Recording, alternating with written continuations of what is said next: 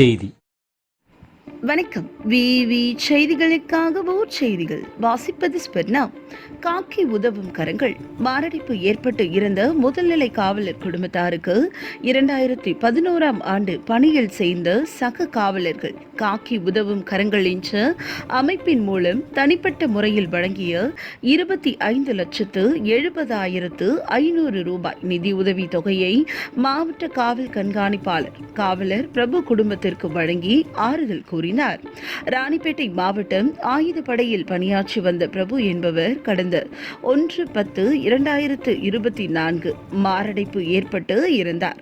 அவரின் குடும்பத்திற்கு தனிப்பட்ட முறையில் தங்களால் இயன்ற உதவி செய்ய வேண்டும் என்ற கருணை உள்ளத்தோடு அவருடன் 2011ஆம் ஆண்டு காவலர் பணியில் சேர்ந்த தமிழகம் முழுவதும் உள்ள சக காவலர்கள் காக்கி உதவும் கரங்கள் என்ற அமைப்பின் மூலம் ஒன்று திரண்டு ரூபாய் 25,70,500 ரூபாய் பணத்தை அவரின் மகள் மற்றும் மகன் ஆகியோருக்கு மொத்தம் 25 லட்சம் பணத்தை LIC வைப்பு நிதியாகவும் அவரது மனைவியின் விருப்பத்தின் பேரில் வயது முதிர்வடைந்த அவருடைய தாய் தந்தையருக்கு ரூபாய் 70,500 ரூபாய் பணத்தை ரொக்கமாகவும் நிதியை ராணிப்பேட்டை மாவட்ட காவல் அலுவலகத்தில் 2011ஆம் ஆண்டு காவலர்கள் முன்னிலையில் மாவட்ட காவல் கண்காணிப்பாளர் விவேகானந்த சுக்லா ஈகாப்பா இவர்கள் உயிரிழந்த காவலர் பிரபு குடும்பத்தினருக்கு வழங்கி ஆறுதல் கூறினர்.